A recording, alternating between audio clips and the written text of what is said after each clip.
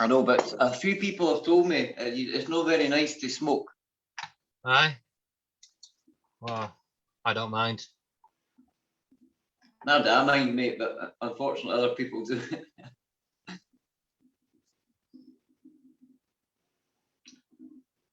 There we go.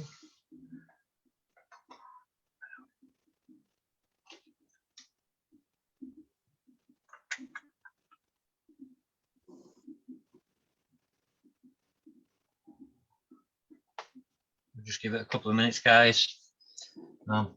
This isn't mine. This isn't live and on drugs. This is for our Willie's recovery group. Thank you. So I'll hand it over to Willie. Hi, Jack. Thank you very much, my friend, for sharing it through Zoom and onto the Accidental Journalist page as well. Thank you. Good evening, folks, and welcome along to Oor Willie's Recovery Corner, podcast number 5 with Jack W. Gregory. Welcome, Jack, and thank you very much for coming on to my podcast tonight and letting us know. Thanks for having me on, mate. Oh, you're more than welcome. We've been wanting to do this for a long time, mate, but we're both busy people. So, could I just start off? Could you introduce yourself, please, Jack? Yeah, let me just get this shared into group.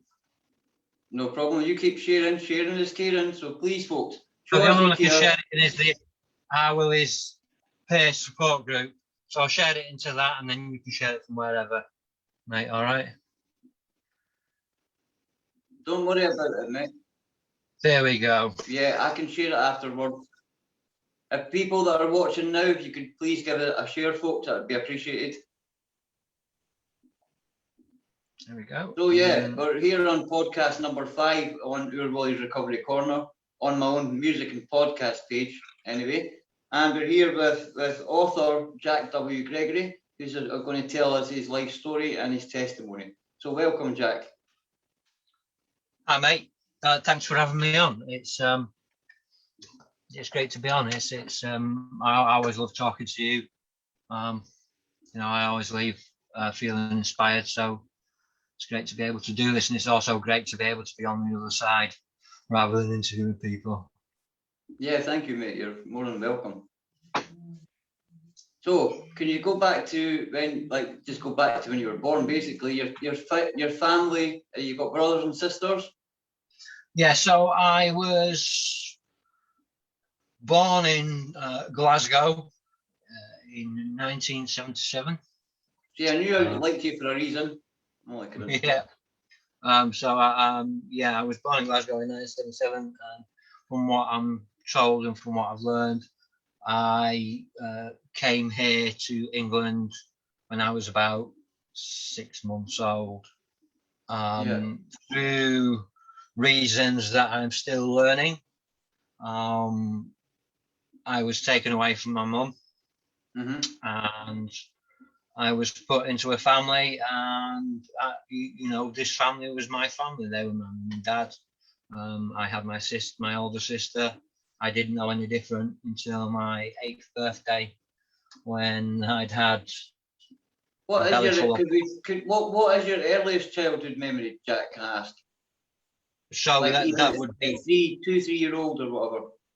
No, that would be my 8th birthday. Yeah, but what would be did you have any memories before that you can say that's my first memory? No, I from I suppose through trauma and blocking things out, and through through addiction and years of just applying myself with whatever chemical, and through just not really knowing. My first memory, for some reason, is, well, I know for what reason it is, but it's my 8th birthday. It's probably obviously because of your childhood trauma and other issues that you're about to tell us about, and that was your brain's way of coping to block all the memories out. So I mean, it's understandable. So could you tell us what happened on your 8th birthday? Yeah, so I always remember never really quite fitting in. I was always the kid on the street that was bullied. I was always the small one, the weak one, the skinny one, the different one. and I didn't know why. And I remember having I love my parents to bits. Don't get me wrong, I love my family to bits. Yeah, of course. But, I remember having a birthday party and they bought me a teepee, like a wigwam. Yeah. And that was in the back garden. And being from a Yorkshire family, when we had like teas, it was proper tea, so it was like scones and tarts and stuff like that on a platter. I was just going to say, did you have one of the big pyramid things? Yes, so different tiered platters, and the kids from the. Well, see, when I grew up, Jack, that was only for like special occasions, like I don't know, a christening or a Easter or something. That you went to one of these tea rooms and got these big platters. Never had them in my household growing up. we had it in the house, I mean, we weren't poor. We were working class. No, I'm only kidding. Far from poor. My mum was a respected domiciliary for social services. My dad was a civil engineer for British Rail, and also they were well known around the town, which was a market town surrounded by pit towns. That contributed a lot. That's a hard life as well in itself. But I do have some memories of that. I mean, so when you turned 8-year-old, what? So I was, obviously I was plied with pop and crisps, and I had a really good day. I got some nice presents. I believe I got some Teenage Mutant Ninja Turtles, and back when they were called Hero Turtles. And my mum sat me on a knee. I don't know. It must have been coming on time for just settling down before bed, just after tea. And my dad was sat there reading his paper like he always did. Yeah. And I remember just the look on my mum's face. A look of sadness. Right, yeah. And I remember quite clearly, and I've had this sort of validated by my mum, because she couldn't believe how clearly that I remembered it. That's how traumatic it is. She told me that she loved me very, very much, and that my dad loved me very, very much. But I wasn't really theirs. Yeah.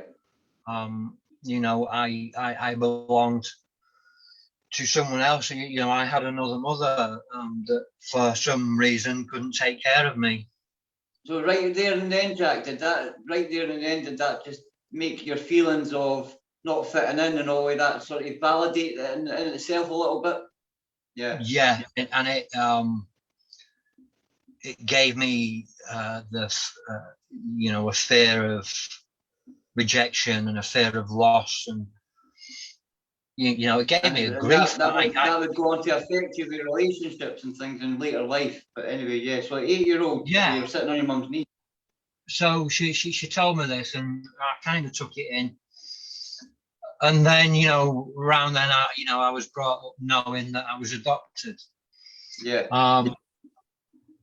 But the way that I dealt with it was that I didn't know who I was, because I felt that was taken away from me, and I didn't speak to people about this. I wasn't good at school. I was a dyslexic kid, so I was seen as the naughty kid. Yeah.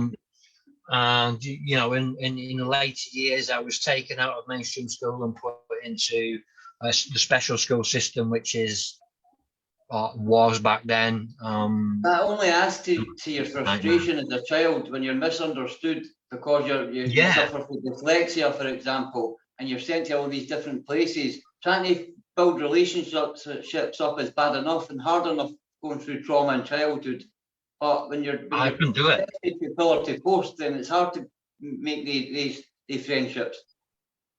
Yeah, and I had the yearning to do that, but I couldn't do it. Yeah. So what I did was, I didn't know who I was, so that gave me a blank canvas, so I could be who I wanted to be. So the way that it externalized in me was I started to tell lies, and not just small lies. Some of these were great, massive whoppers. you know, and I tell them at school, and didn't know at school. You know, I'd lie to my parents, and they know. You know, but, yeah, but I couldn't stop what was the myself. lies about in general? Was it everyday lies? Was it hundreds of white lies? Yeah, or was just it about where I've been on holiday. You know, I found some on my school records a couple of days ago. You know, and what it says is that I lied about where I'd been on holiday, where I was going on holiday. Yeah. Was that to make you feel better, to make you feel more worthwhile in yourself? Yeah. Yeah. I totally get it, mate. I totally get it. I became a good actor. Yeah. So I could be who I wanted to be. And in later years, when I left school, you know, that put me in really good stead to be quite a confidence trickster. That's another story. So I was bullied at school. I was the kid from the, you know, the good estate. You know, my parents owned their house. They had job. You know, I got everything that I wanted, everything that I needed. I was quite spoiled. Was it known amongst your circle of friends or your aunt? Well, not your aunts and uncles, but what I mean, your people in your community that you were adopted, for example, or did you feel that everybody knew? So everybody knew. Yeah, well, everybody knew. Everybody knows my mum and dad. Yeah. So how did that affect you growing up when you were trying to form friendships, for example, and people are knowing that, you know what I mean, that you are adopted, to know all this information about you before you even get to know them, if you know what I mean? It didn't help. It definitely didn't help. I had trust issues, but then again, I'd always had trust issues. But you know, I had family that I loved very much, like my nana, my cousins, and I would spend a lot of time with my cousins in Pontefract, and you know, they were the poorer family. You know, they were the ones that were on the council estate, so there was some resentment in that. You know, the family situation, yeah. I get that, mate. But see, at the end of the day, on you go, mate. I know that there were some, you know, some of the family that really didn't upset me, and that's okay. Now that's okay. I live with that. But back then, I couldn't understand why people didn't like me, so I would do anything to try and get people to like me. I get it totally, Jack. I get it totally. I mean, I found out when I was in the exact same situation as you, mate. I was like, felt totally out of place. Like I was treated differently to my two sisters, for example, by my father. And I never found out until I was 14 that he wasn't my biological father. And so that, to me, at that particular time, that was, although I was really upset, it was a relief, because to me personally, it felt like that's why he treated me different. That's why I was physically and emotionally abused. So it made sense to me. You know what I mean? Like all the feelings and questions, why is he not interested in my football? Why is he, you know what I mean? Why does he never tell me he loves me, or whatever it was? All the questions got answered for me personally at 14, that it was because I wasn't biologically his. But it's a strange one. It is a very hard thing to go through. So yeah, I mean, I didn't really get that, to be honest. You know, my parents were very loving. You know, I got everything that I wanted, everything that I needed. And I think that they compensated for the fact that my feelings were hurt by giving me stuff that I needed. And I was spoiled. You know, and I was a spoiled brat at times. But I was ill prepared for special school. That was really hard on me. I was beaten, and that's where, you know, I started to just drink behind the tool shed. What age are you talking about then, Jack? What age were you then? So we're looking at, I suppose, 12. 12, yeah. 11, 12. So that was to deal with your anxiety and your feeling of being not part of things, basically. Yeah, I'd done a year in high school. Yeah. I'd done a year in high school. I couldn't hack high school. I wasn't doing very well. I was being naughty and unresponsive, so I didn't have to read or write. I could barely read or write my name. I wasn't totally incompetent, but you know, I always had a brain, and I always had a good head for words. Yeah. I have dyscalculia, so numbers, they would scare the living shit out of me. Yeah. For swearing, but you know, that they would scare the living hell out of me. But words, I was always good with words. I was always good with mimicking people and mimicking the way that they were, the way that they spoke. I was good at doing impressions of local, you know, celebrities back then. Like, could you use your comedy? Could you use your jokey character in school as well? I did. I mean, I done that. I used to at lunchtime. They used to let me do these little bits of drama things for the teachers, and I really enjoyed it. You know, and I always said that's what you loved doing, eh? That's what you loved doing, playing another character, because you were searching, in a way, you were searching for your character in life. So to be able to play all the different parts in school was a really nice thing for you. I didn't want to be me. I wanted to be anybody else. That's it. Yeah. Yeah, I get it, mate. Yeah. You know, I love my family to bits, but I pushed them away. I pushed my sister away. My behaviour wasn't great. I had a temper, the fuse as short as anything. When I got angry, I was strong. Yeah. I would break things. I would tantrum. You know, I don't remember it very fondly, to be honest. So for 12 up, that's when your drinking started. So how did that? Yeah, behind the bike shed. Behind the bike shed, white lightning cider. Yeah, I've heard of white lightning. I've drunk white lightning myself, mate. Yeah. Yeah, and smoking and stuff like that. And it was a school that you know, I always had a brain, so you know, I got bullied for knowing things, but I couldn't write them down. So what they used to do is they used to reward bad behaviour with things like climbing, caving, abseiling, canoeing, army youth team. So by the time I left school, I could barely read or write my name. Yeah, but I could teach climbing, caving, canoeing, abseiling. I'd climbed pretty much most of the mountains in the climbable mountains in Wales.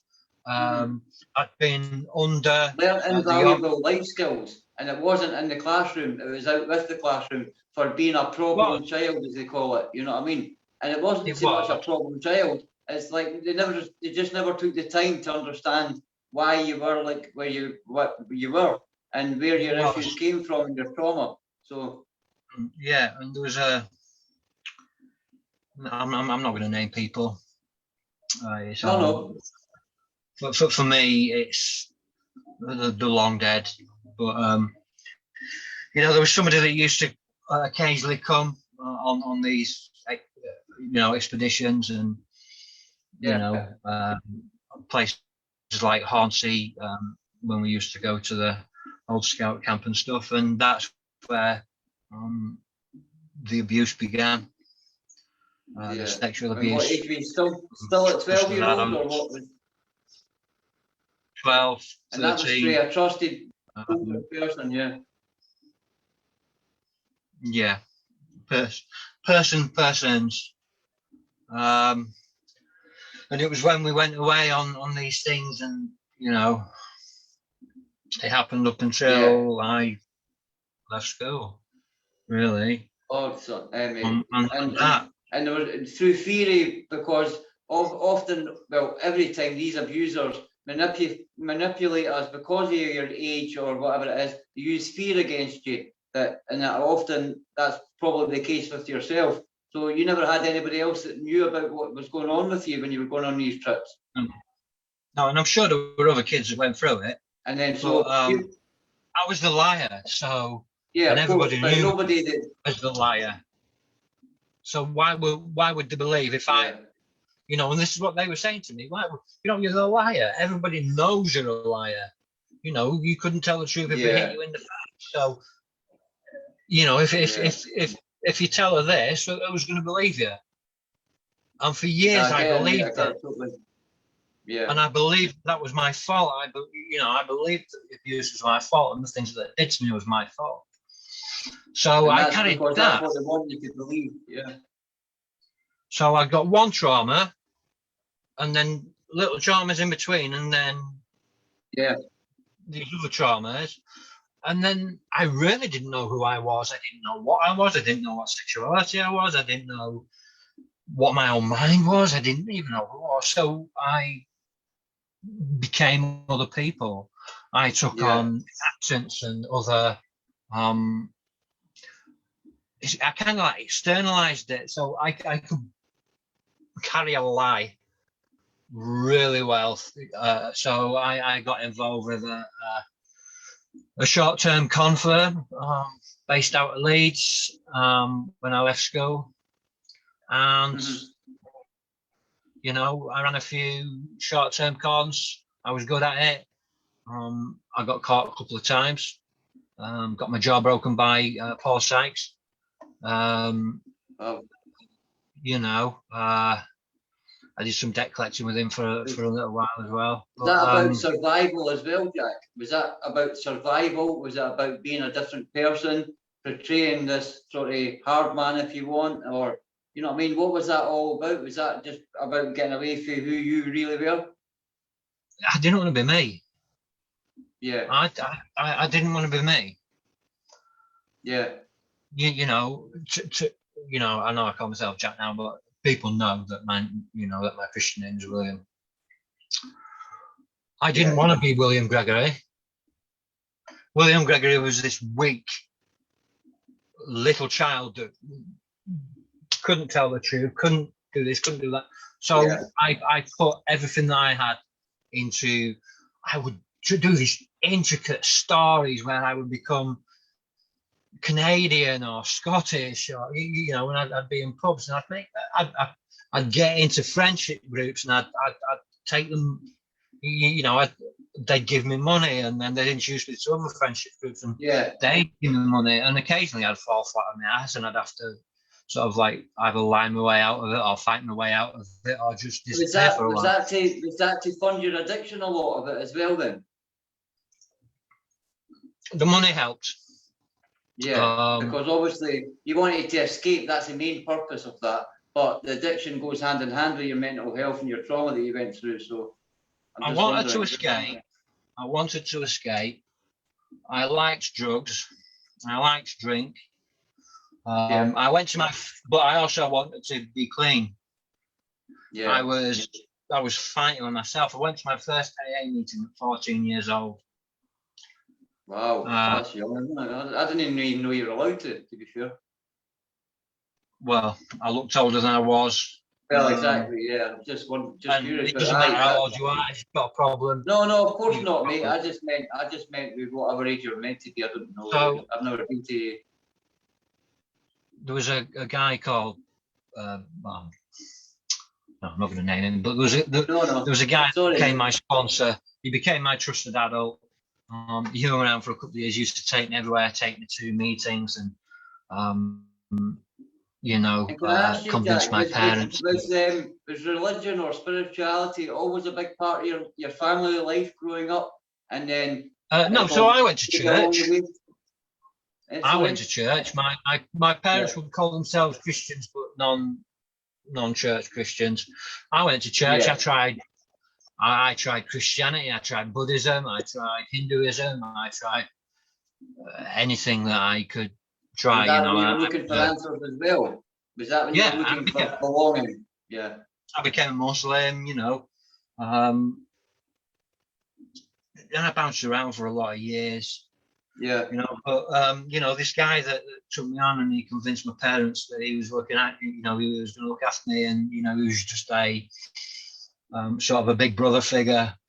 You know, and he was, you know, he was great with my parents and great with my family, and then, you know, raping me when he could.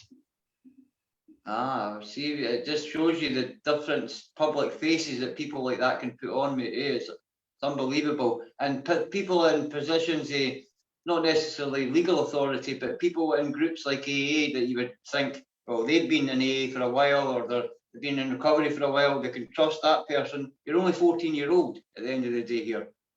And to abuse that trust is unimaginable for yourself to go through that, especially when you've got your family thinking everything's good, everything's great, he's going to meetings, he's getting help, he's getting supported. So it must have been a nightmare, mate. Must have been. It was, my parents didn't know I was going to AA. They thought I was just, they thought I was going to college. They thought I was trying to learn. He was convincing them that I was, he was a big brother. And he hung about for a few years. Into my sort of late teens, early 20s. Yeah. And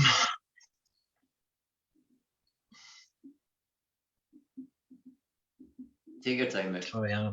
No, you take your time. It's hard talking about this, Jack. I mean, it's like sometimes we can gloss over things, but then when we get deep into them, it can be a trigger. So can I just say to the folks out there, please, I shouldn't put it at the top anyway, trigger warning, but just as we mean people like myself and Jack, we put ourselves out there so it can maybe help reach one more person to help them with their mental health or their addiction battles.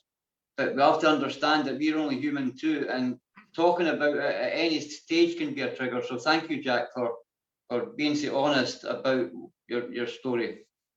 And take your time. Never any rush. Yeah. So yeah, he hung about for a while. And did your addiction get worse during that period of time? It got mental. I would disappear for days and weeks. I was living in a bedsit in a place called Horsefair in Pontefract, and people would take advantage of me. And I would say I had a handful of genuine people. Yeah. Some of them that will see this. A couple of them that are on Facebook. A handful of genuine people that maybe took the piss a little bit, but didn't really mean me any harm. No. Yeah. And I got to the point where I was drinking, I was smoking weed, well, hashish at the time. Yeah. Weed was a rarity. Taking speed, coke, Mandy, whatever I could. I was just shoveling it. I was doing E's at the weekend. I had friends that would quite happily spike me with LSD and watch me just unfurl. No. I mean, it does become a lifestyle. It becomes a vicious circle of addiction and mental health all rolled into one, because we're taking the drugs and that to battle our mental health, but then we can't solve our mental health because of the drugs we're taking. So it is a vicious circle. It is a vicious circle. While I was living there, I got involved with a local band called Wombats from Pluto. Right. And they're a great bunch of guys, and they were living in a place called Rose's Halfway House. Now Rose was a middle-aged woman that really sort of she loved the bad boys, and she took them in, and she encouraged and cradled creativity. So I had these poems and the poetry, and I had a decent little singing voice. So we would create these things, and I would go and I would do poetry readings and stuff like that. I still couldn't read all right properly. My neighbour Darren was teaching me. He lived upstairs. Like poetry reading workshops and that. He loved my poetry. He would take me to these poetry readings, and he wanted to get me clean. I remember once I was 18, 19, not long in the place, and he kidnapped me out of my own flat. He only lived like the next floor up and a few along. And he threw me in his spare bedroom, and he piled it up with bottles of water, and bread and crisps and buckets. Wow. And nailed the door. Fucking hell, mate. And then you must have thought it was over with you. He held me until I did cold turkey. Yeah, but it's a nightmare. Cold turkey is a nightmare. But it's only. Did you need that? Did you need that level of being locked in and nailed in and all of that? I did, because there was no way that my friends would have let me get out. Yeah, you know, they had that level of control, but you know, they were all big drug users as well, so all moderate drug users. I would even lie to them about how long were you locked in there for? How long were you locked in there for then? How long were you locked in for? Just a couple of days until, you know, 2, 3, maybe 4 days. It's still a nightmare, because like that would freak me out, not being able to get out and things like that. Yeah, that was claustrophobic. The thing about Darren was he was 6'5", built like a shed. Yeah. Long hair, beard, dressed like a death metaler, but was the gentlest man that you'd ever meet. Yeah. He was a magician. He was a hypnotist. He was a DJ. He was everything. You know, and he would teach you. You know, he would teach me these things. He got me into magic, and you know, he held me. He sat on the bed, legs open, had me in, and held me while I screamed and flashed out. And I suppose I must have passed out on time. You know, then he could go do what he needed to do, and then come back, and you know, he nursed me sort of back to health. Well, we all need people like that in our lives, Jack, don't we? You know what I mean? Just to hold you like that and to let you all that anger out and all that pain and that hurt. It's amazing. We all need people like that in our lives to support us. So yeah. So what age were you then when you got yourself clean? 1920. You know, I was making my money in and out of Leeds with small crews. Yeah. I got myself into a fight, and I'm not going to talk too much about prison. I don't want to talk about prison, really. That's the thing.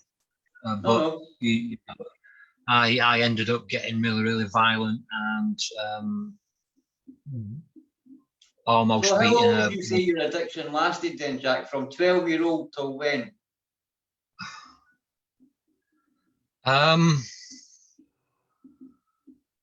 I've always been an addict, mate, to be honest. So, but how long did the active addiction last? Like, how long have you been clean?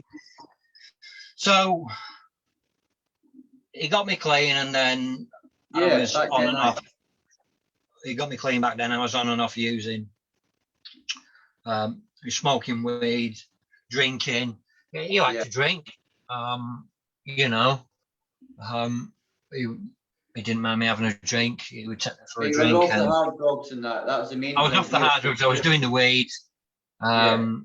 You know, I went to live with my cousin for a while over in Southend. So, and then I got a knock on my door. There was a bunch of us that used to hang about together. I'd gone to school with a guy called Paul, big lad, Paul Williams. He was 6'9" by the time he was 16. Wow. And he was 25 stone, and he was the only one that ever took me for mate. And he was, you know, he was best mates with Darren as well. And then there was a guy called Chris that was like, I suppose he was about 5'9", the shortest one of us, but he was like 20 stone. There was Lorne that was 6'3". He was a big burly lad, and there's me, 6'1", built like a brick. You know, I was skinny ass, but you know, and I was sat in my bed sit. I had a knock on the door. When Chris turned up on my door with Darren's girlfriend at the time, and he said, "You better sit down, mate." And he sat me down. I'm like, what? He says, Darren, mate, it's gone. But Darren had had an accident. He drove what's called a gully sucker, you know, those things that clean the pavements. All right, with, yeah, the sides, yeah. Aye. He drove one of them, and somehow it went down a grass verge. He got thrown out, and it landed on him, broke his pelvis, and he'd survived it. Oh, wow. He was in hospital, and he was getting through it. He'd learned to walk again, and one day he just went tired and just passed away. Wow. And that's when Chris turned up on, you know, I said, you better sit down. Darren's going, I'm like, where's he gone? You know, did they find out what happened? It was a thrombosis. Wow, mate. It just shows you how quickly life can be over. And after all that, getting back to walking and everything again, it's so strange, is life. So aye, on you go, mate, sorry. And that broke me. No wonder. That broke me. And I couldn't live there anymore. I couldn't be who the people wanted me to be. I couldn't be who my family wanted to be. So I moved to Portsmouth. With my friend Lisa. And while I was in Portsmouth, I decided that I wanted to get some help. And I got onto a rehab program, and I was going to a place called Streetlights. And I was part of this thing called the Cranston Project. And they had this sort of cafe environment in Gosport, and you know, I go, and then you know, they give us acupuncture, and they teach us about you know, relapse prevention and things like that. And when I always had this affinity for films. I always wanted to be, as you can see, exactly. To get involved with films. And one of the guys there, one of the workers said that if you get to for 30 days clean, I'll take you to a film set. Yeah, oh, amazing, yeah. Then he did. He did. And that was Snatch. Oh, brilliant, mate. And then, you know, I was on and off. You know, I was going to meetings, and I was doing this. I'd get a few months clean, and I'd relapse, and I'd get a few months clean. And I was hiding it from people, and I was just tearing myself apart. Yeah. And then I got to 30 days clean again, and then they'd arranged for someone from the Prince's Trust to come over from Portsmouth to Gosport, which is, you know, it's not far. Yeah. And they enrolled me on the Prince's Trust volunteer scheme. And then, so that's a 16-week course. And over that, right? Yeah. What were you doing on that then? What were you helping out with doing on that, and what were you learning? So it was like you'd go on a. I've heard of the Prince's Trust, but just. Yeah, so you'd go, and then you know, you'd the teacher things skills. About life skills and things like that, and then you go on a 2-week residential course, right? Which was in East Grinstead. So they took us over to East Grinstead, to the scout camp there, and we had 2 weeks there, and I was, you know, I didn't use, and they knew that I was an addict. And one of the guys called Sam, let's call him, from one of the other teams, was also in recovery. So then we would sit in his, because he had his own room, so we would sit in there, and we'd go for the big book, and we'd talk, and you know, we'd share with each other. We'd listen to share tapes back, we'd get shares on tapes, and then you know, you'd do it after that. You'd do a few more weeks on like learning skills, and then you'd do 2 weeks sort of work experience. Yeah. Oh, they took me on at the Wedgwood rooms. So it sounds amazing, mate. The Prince's Trust has been going for a long time, and it sounds absolutely amazing. Beautiful, mate. This was Team 22, so it was still quite young. Yeah. And actually, the guy that the head guy that was running it was ex-army, called Chris. Yeah. And they were teaching us all these things, and then I got 2 weeks at the Wedgwood rooms, and they were teaching me how to become a sound technician. I got to do sound teching for people like Lee Evans, Adam Bloom, Battle of the Bands, 4-Star Mary, Bill Bailey. That's amazing. Yeah. And then I was also, because I did magic, they took me on as the comedy club magician. So I would do table magic. And they would start paying me. And so you were paid to perform then? You were getting paid to perform? Yeah, they paid me to perform. Yeah. They paid me to perform. They paid for me to get, because I would finish really late in Portsmouth, they would pay for me to get the night boat back over home, and taxi and stuff like that. So, I was doing well. And then I met who would become my first wife. Yeah. And by the time I'd finished, I was 6 months clean. Mm-hmm. And it was great. I had Rio from the Gladiators, who was a good friend of mine, Janie, and she was at my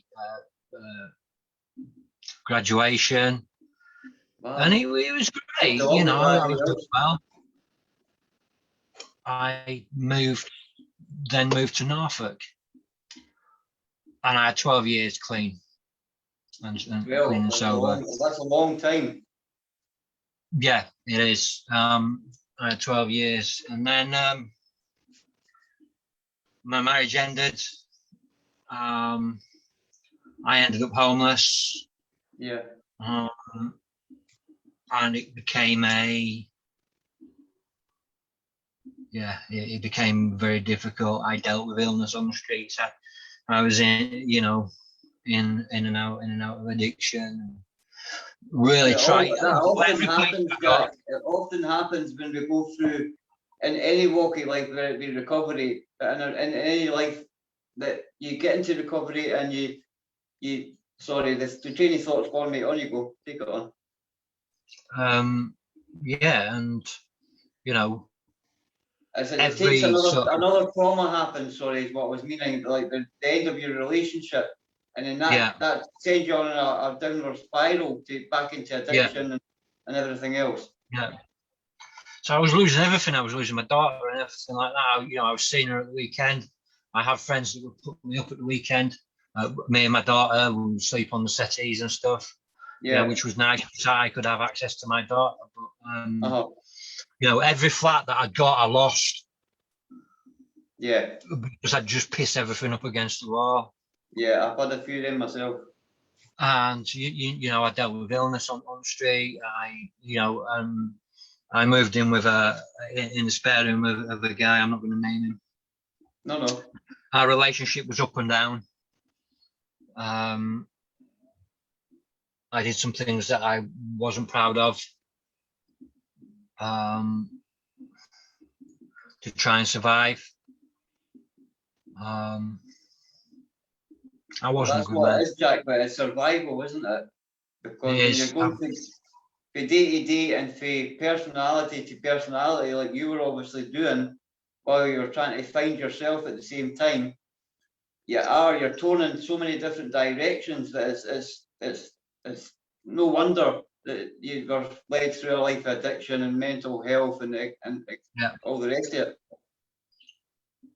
Yeah, my life, it was ridiculous. The police were kicking the door down, looking for him. When I had my daughter over there,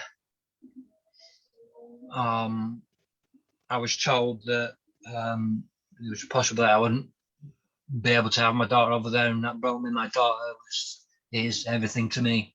Yeah. And It's not just the breaking up with your wife. It's and understandably, it's more the mother that gets to keep the child. But what I mean is, when it's a normal breakup, it's not often the father that has to go from being a full-time dad to the part-time dad.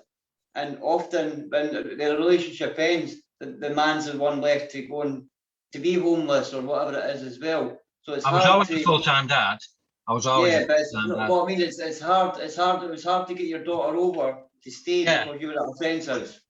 I would see her every day. I would pick her up from school. Yeah, of course. I'm just meaning to stay over.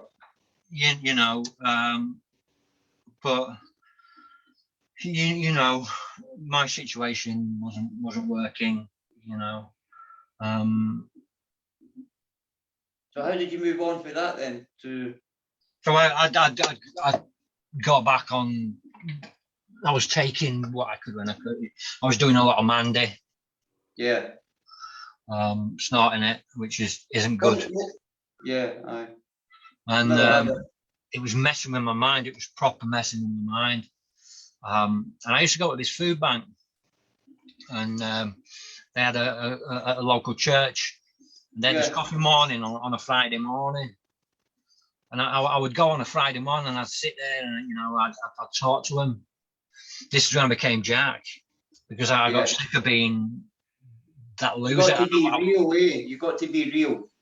Yeah, I needed to become someone else. I needed to become the man that I had the potential to be. And that wasn't Will Gregory. I didn't want to be that man anymore. Yeah. And, you know, I tried to sign up for equity and I couldn't be William Gregory. I couldn't be Will Gregory. I couldn't be Bill Gregory. I couldn't be Billy Gregory. So someone went, well, why not Jack? Because you're Jack of all trades and master of none. Oh, yeah. So I took on Jack. And so everybody got to know me as Jack. And, you know, Jack definitely suits you, mate. Jack definitely suits you. Yeah. So I was going to this coffee morning and,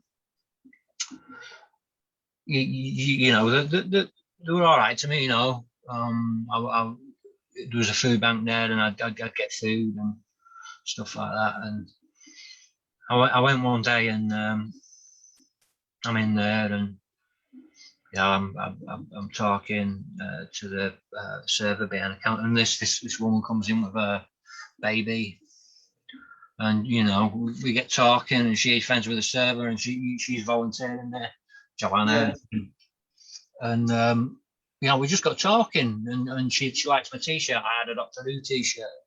All right. And we got talking about Doctor Who, and I had a load of stuff in storage that was Doctor Who, so I promised them to the kids. And you know, I took it and I gave it to a friend, and I didn't want no for it. And you know, she was just really nice to me. Then she, you know, she took me for a sandwich. She must have seen that you needed fed, mate. she did. She took me for a sandwich. And she, you know, she would just treat me with respect, which is what I wasn't used to. And because she was interested in you personally as well. I don't think she was. I don't think she was. She. No, I mean, as in what you'd been through. Oh well, yeah. I mean, you know, we were. You know, we get talking. You got that friendship. You had a friendship. Yeah. And a kindness between you. Yeah, and she bought, you know, like I say, she bought me tobacco. She paid for electric and like that. A couple of times she took me shopping. Yeah. And we became friends, and you know, much to the disgruntled of some people, but and then our relationship grew from there. Brilliant. You know, people didn't think it'd last. We've been together just over 7 years. We've been married coming up 2. That's amazing, mate. And it's not been easy. It's not been easy. No. I was only a few months sober when I first met her, and you know, there were people that didn't want us to get together, obviously, but you know, and then you got through it together. You're still together now for 7 years. You've been together. Yeah. Coming up to your 2-year anniversary of your marriage, so you proved all the people wrong, didn't you? Yeah. So you know, and then you know, I moved in and stuff like that. So is that when your writing took more off? Is that when you started writing more? No. So I had a massive breakdown, Right. which I ended up trying to blow my own head off. Wow, mate. I'd got a gun. It jammed twice, and then the third time, somebody knocked the door, and it wasn't. That wasn't meant to be. It wasn't easy, but I had this massive breakdown. I went and asked for help, and I started working at getting help, and then I moved in with Joe,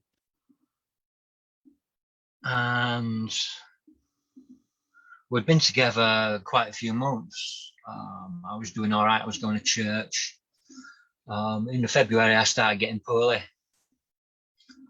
and I developed a really bad cough, and I just wasn't feeling good.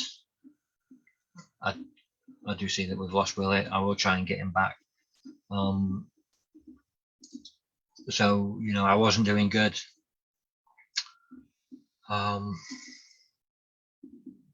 I ended up in the March in hospital. I'd gone to the hospital. I think it was on March the 9th, I think it was, and I wasn't feeling well all weekend, and my ex-wife had come to get my daughter, and she took me to the hospital, and I got there, I suppose, early afternoon, and by 4:30 I'd begun to get very, very, very ill, and by 7:30 I was dead. I don't mean figuratively, I mean literally dead. My lungs had stopped working. I'd stopped breathing for just 4 minutes. Ended up with brain damage through hypoxia. I had tuberculosis, I had pleurisy, I had a disease that I hadn't seen in about 40 years in my lungs as well. The stuff that they were giving me was toxic. It was like LSD. It was making me see things, hear things that weren't there, and I became convinced that God was ending the world because of the way that I'd been, and I was being judged. And I literally believed that I caused the apocalypse. And it was rough. I lost myself for quite a while. I pushed my family away. I thought Facebook had gone down, that everybody was talking about me. I thought that I'd given everybody this really rare form of TB and they were dying.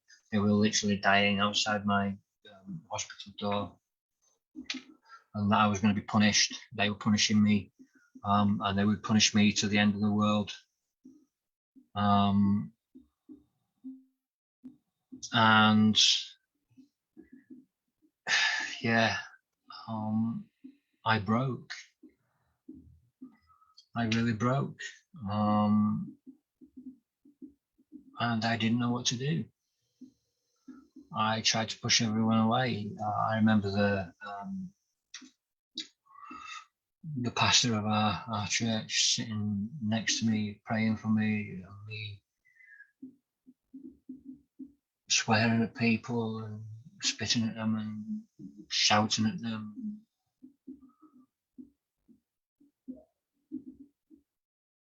Didn't know who I was. I knew who I was. And everybody from my past was there to judge me. So they were holding kangaroo court in a room just outside where I was being held.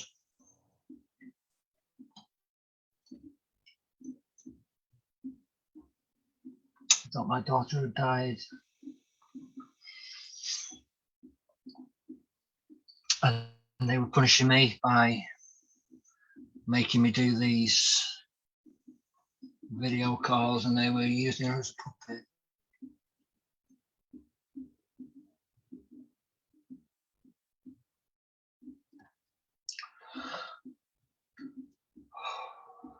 So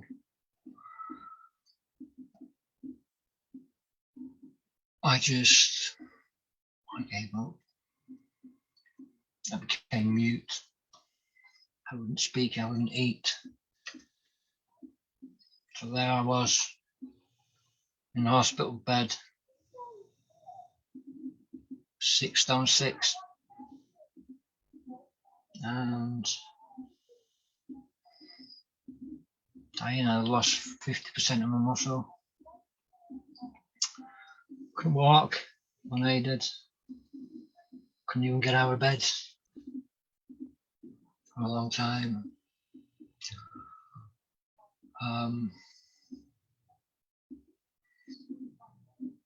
And I remember sitting in my bed,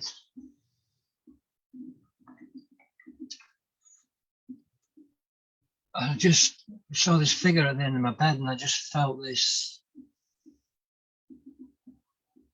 immense peace. And there'd been this doctor, this young female Asian doctor that would come in, and she had this cross. I remember this cross quite vividly. And I know the rules of the NHS, you're not allowed to show them. But she would come in, and this cross would be out, and she'd look at me and she'd smile, she'd see me looking at the cross. When somebody would come in, she would put it away. And then I saw this figure at the end of the bed, and like I say, I just felt this immense peace, this love, this understanding. And yeah, I guess I awoke, and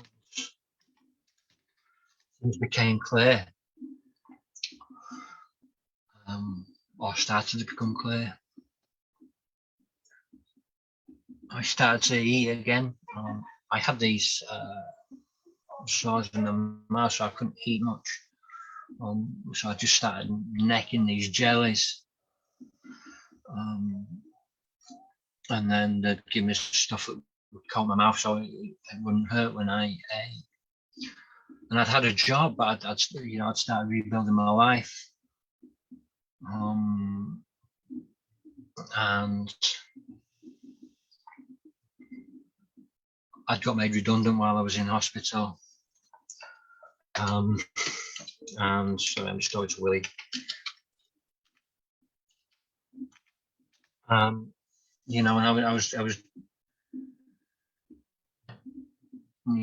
I was made redundant while I was in hospital, and I was given £200 redundancy money, my last of my wages and stuff. So I decided, they'd said that if I got up to 8 stone, I could leave the hospital.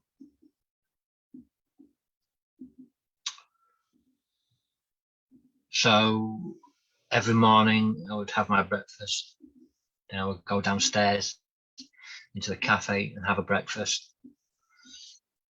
I would eat snacks all day. I would have people bring me tins of spam into the hospital, and the ward would stink out of spam because the nurses were cooking it for me in their break room. I was eating that, and then I was having dinner, and then a second dinner, and then on the night I was getting a 2-for-1 deal from the pizza place, and I was having one pizza and the nurses were having the other. I did that every night until I got up to 8 stone. took about 2 or 3 weeks. And I began to grow as a person in there, and realised that the old person that was in there had died.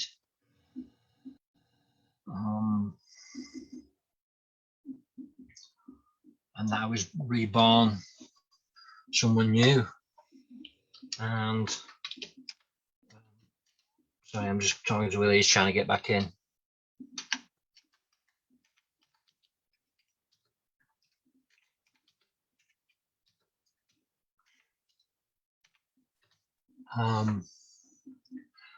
Yeah, and you know, I started forming relationships and friendships with the nurses, and you know, one still offensive with it to the day, Jackie.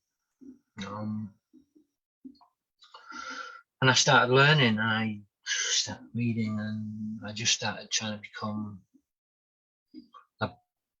I just wanted to be not messed up anymore. I realised that every time I'd try to get sober before, I would self-sabotage, and I learned these triggers, and I learned what, you know, I learned what set me off, and I also learned that it was trauma that was my biggest trigger.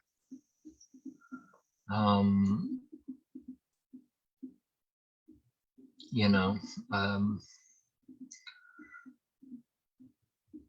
so I had to deal with it, and really can't get back in, but you can comment. So yeah, I'll carry on for as long as I can, and then, you know. So yeah, I started working on my trauma.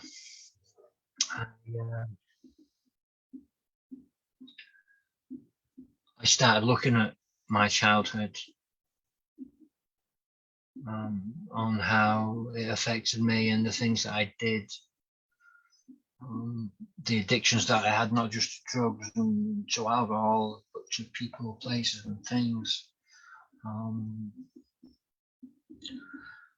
I realised how powerless I really was. I realised that I'd spent all these years thinking that I was sober, but I was only dry a lot of the time. And that's the reasons why that when the proverbial really hit the fan, that I went back to whatever I could. So I started working on trauma. I started working my 12-step program. I started learning that some of these traumas I was carrying weren't mine to own. I learned to let go of some of the things that I couldn't control. And by the time I knew it, I had a year, 2 years, 3 years. And yeah, I got out of hospital after a few weeks and started building my life back. And I'd always wanted to write a book. And I was contacted by an author that was writing a book about Paul Sykes, and asking me for my story. So I had a chat with him, but he saw I did some poetry and asked me to supply poetry for the first book, and then I did that, and then supplied poetry for the second book, and then the publisher said that, you know, he would take on any book that I wrote. So I realised it was fear and shame that stopped me from writing my book. I'd learned to read and write at Her Majesty's pleasure many years before, and I always said that if I could read and write, I'd be dangerous. But all these things never came to fruition. So I really worked on it, and I did my poetry, and I rushed the book out. I rushed the book out. There was quite a few mistakes in there, you know. I love that I wrote it. You know, there is spoken word album out there and an audio book that is better produced. But yeah, I just focused everything onto the poetry book and became a writer. I was never meant to become a writer. I always said at school I wanted to be a writer or an actor or something like that. And they would say, "You'll never be anything in your life. You'll never amount to anything. Only thing that these kids in this school ever amount to is being a burden on society." So I suppose it was somewhat of proving people wrong. I wrote it, I released it, people liked it. I released it on through Walkout Press. It came out on Amazon. It sold out quite quickly. I am looking at getting a second edition out, and everything will be sorted in that. You can get the audio book from me and the spoken word album as the direct download if you just drop me a message. For a donation of whatever you can afford, I will send you the link to that and the PDF of my second book. So I wrote the first book, I had a bit of time off, focused on my mental health, and then I decided that I wanted to help people that had gone through sexual abuse and things like that. So I got involved with some people that had been trafficked and escaped, and I wrote the book Between the Streetlights and the Red Lights, and that went down really well. I got me threatened by human traffickers.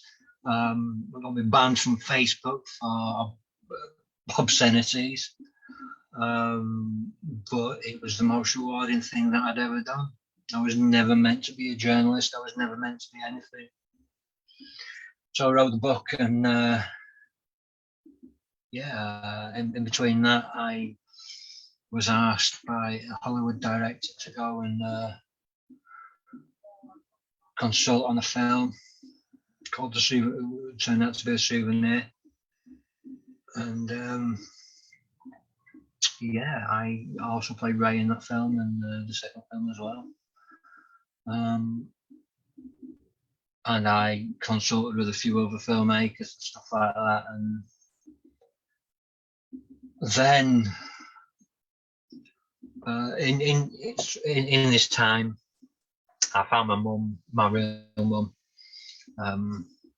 back when I was with my ex-wife, and I'd gone up and down to the auction. I spent some time with her and stuff like that, and I got my family. I found out that I got a brother and a sister I love very much, and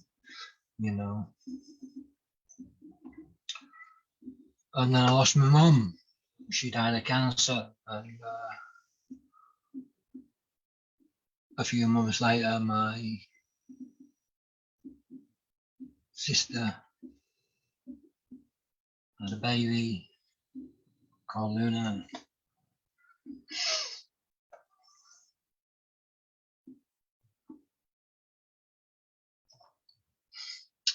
And she was shaken by her father. And as a result, she died a few days later. He went to prison, got life with a minimum of 10 years. Served less than a year, then was murdered by his cellmate. So we never got the answers.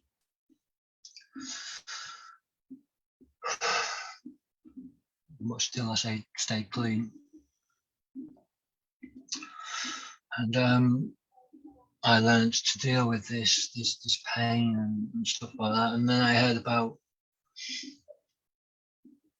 a family of girls that were really struggling because their father had been murdered, Paul Massey, and then they were having trouble being heard. So I offered to step in, and the result was a Salford Heart, Paul Massey, a Salford Heart, which you can buy from Mojo Rising Publishing.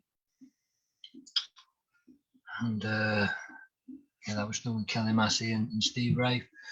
And my friendship with Kelly was born from, we both had this thing inside us that we'd lost someone to violence, and we really wanted to educate on how to, you know, how we were getting through it. And we really helped each other through it at the start, you know.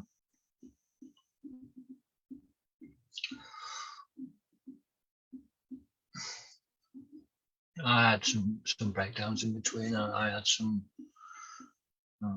bouts of mental illness, and it took a couple of years to get up and running, and Steve Rafe stepped in and helped us get it out. And I have to thank him for that, because I couldn't deal with it in my head. And yeah, and then I'd started getting my mental health better. I'd been going to helping run Alpha at the church, and I'd been going to the school of supernatural that was run through the church, and I was learning about myself. I was learning about God and my relationship with God, and you know, how to discern His voice and things like that. And I felt that I really wanted to do something. I felt that I needed to put some of my head into, put some of my heart into teaching, because I believe that if you can be a teacher, teach, and even if you can't be a teacher, teach, because of the life that we've been through, the things that have affected us, the traumas that made us,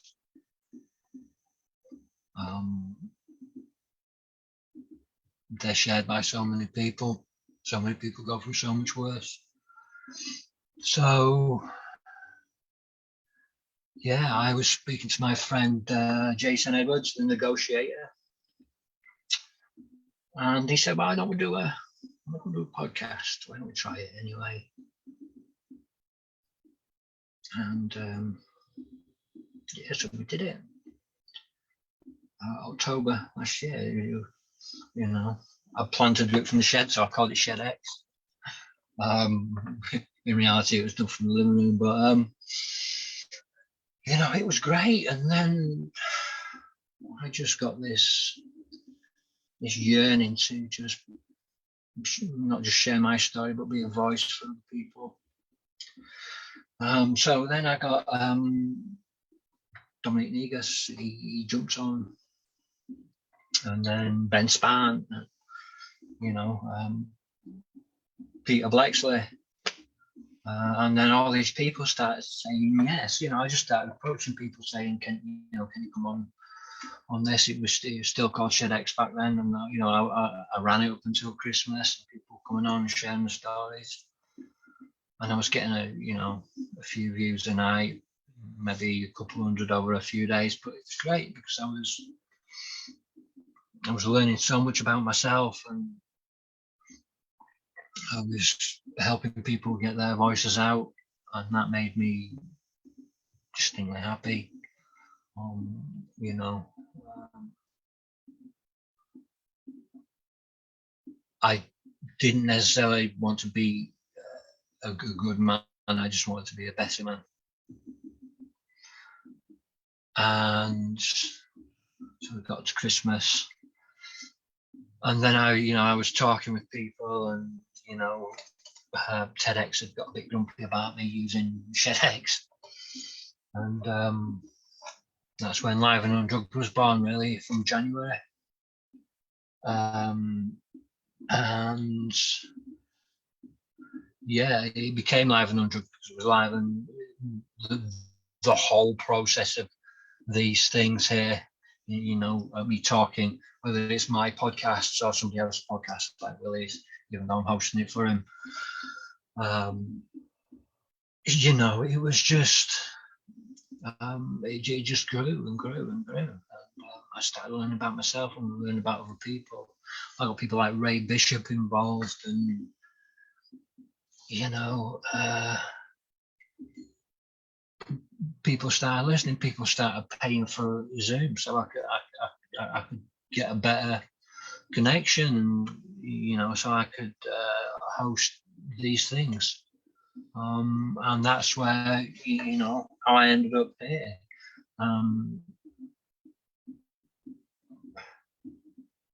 you know, there's some things that I missed out. You know, I've lost people in my life to suicide.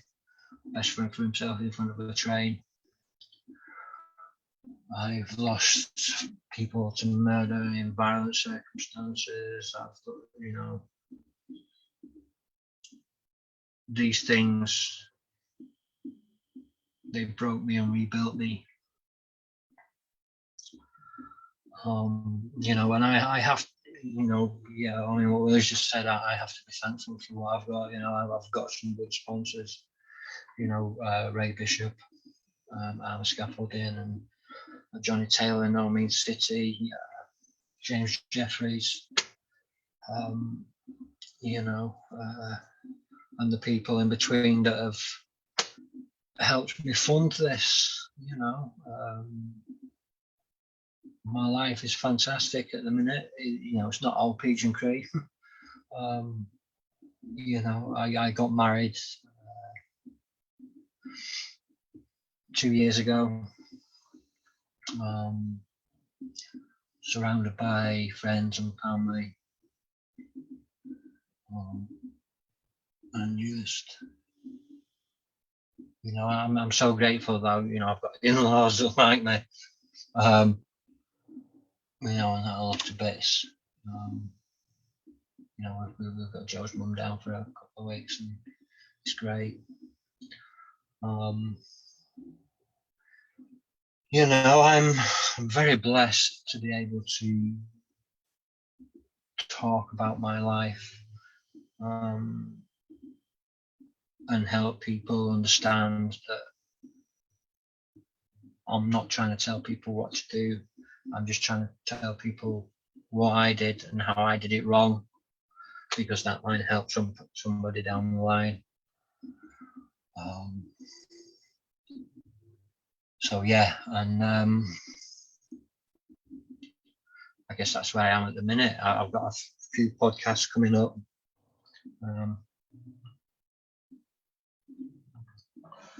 Over the next couple of months.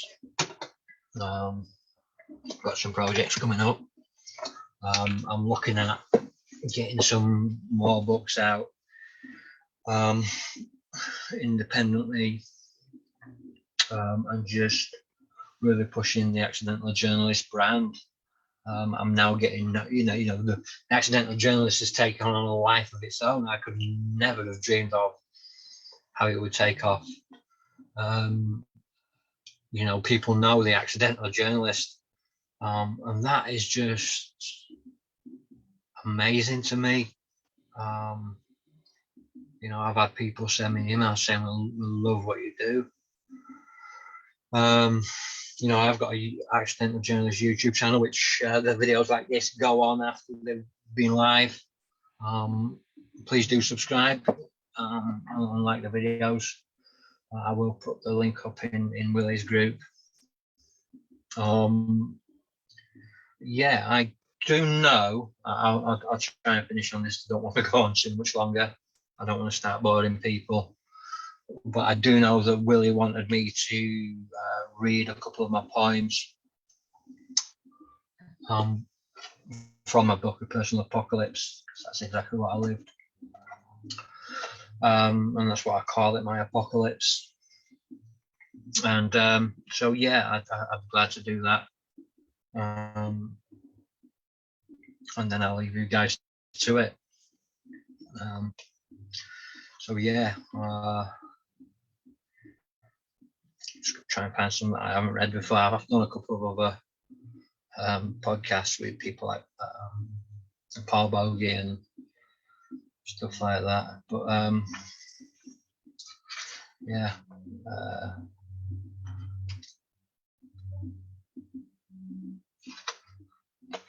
So yeah, I'll read this one.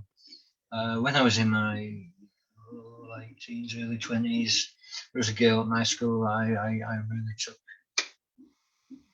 really took a liking to, and we were kind of friends. And you know, but she left. Her name was Claire, and I didn't see her for a few years, and then for some reason, I don't know why I did it, but it's the first time I tried to commit suicide. I took a bunch of paracetamol, and we were both in for that, and we'd met downstairs trying to catch tabs off people that were smoking outside. This is about self-harm, so I will give a trigger warning here that if you have problems with self-harm, you might want to mute. And it's called Skin Deep. She cuts because she hurts. She hurts because she cuts. The compulsion sits and festers deep within her guts, and it hurts. The boy she likes doesn't notice her. Her mum, she always drinks. The kids at school, they tease her, call her fat and say that she stinks. And it hurts. She cuts because she feels she has to. She cuts because it hurts. She cuts just to feel the pain, for she feels it for all it's worth. And it hurts. At night, while she is dozing, he creeps into her room. He tells her no one will believe her lies, so she cuts just to see the wound, and it hurts. She cuts just to feel it. She cuts to see it bleed. She cuts because it hurts. She cuts to find relief, and it hurts. No one ever sees it. She hides it under clothes. She conceals the scars upon her arms and legs, so no one ever knows. And it hurts.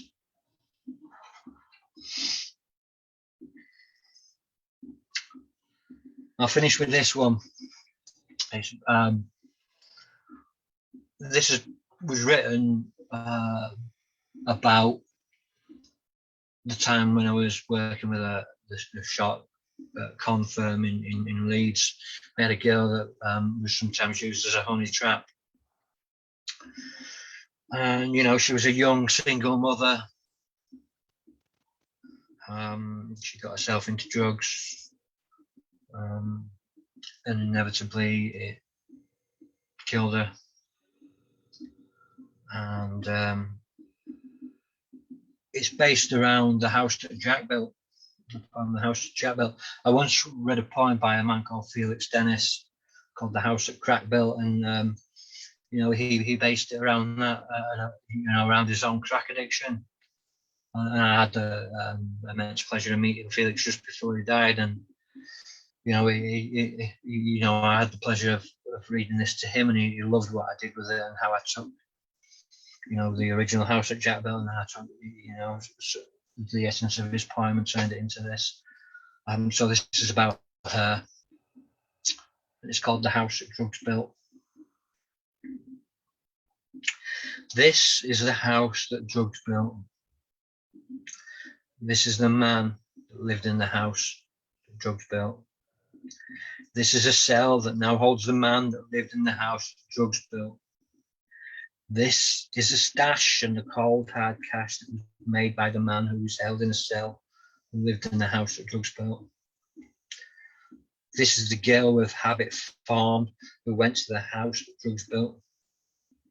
The same girl, her body warm because of habit formed, who sold herself in the house that drugs built.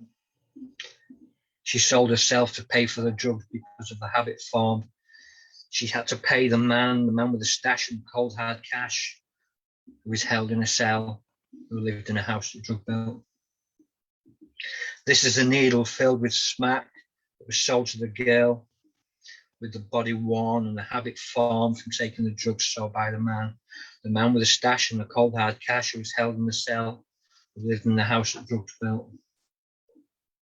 This is the bed where the girl lay spread, with needle in arm, where she lay dead. Overdosed, her body warm because of habit form from taking the drugs sold by the man with the stash and cold hard cash who was held in the cell, who lived in the house that drugs built. This is a coffin where the girl laid to rest. the girl with the body worn from the habit form from taking the drugs sold by the man with a stash in the cold hard cash who was held in a cell and lived in the house that drugs built. This is John. He works for the police. He had to tell the girl's father, who was stricken with grief. Little girl dead at only 19. The girl in the coffin with the body warm from the habit formed, who sold herself to pay for the drugs from the man with a stash and the cold hard cash, who was held in a cell and lived in a house that drugs built. And with that, I'll say thank you for tuning in. Thank you for listening. Willie sends his apologies that he's not been able to get back in. And if anybody wants to come on my podcast, drop me a message. I'll help you get your stories out there. Anybody wants me to come and do this and talk, read my poetry, or just, have a chat live on Facebook, I'm more than willing to do that too. So with that, I will say thank you for tuning in. Thank you to Willie for having me. Apologies for Willie that he couldn't get back in. And I hope to do this again real soon. Thank you guys. And I shall see you next time. Cheers.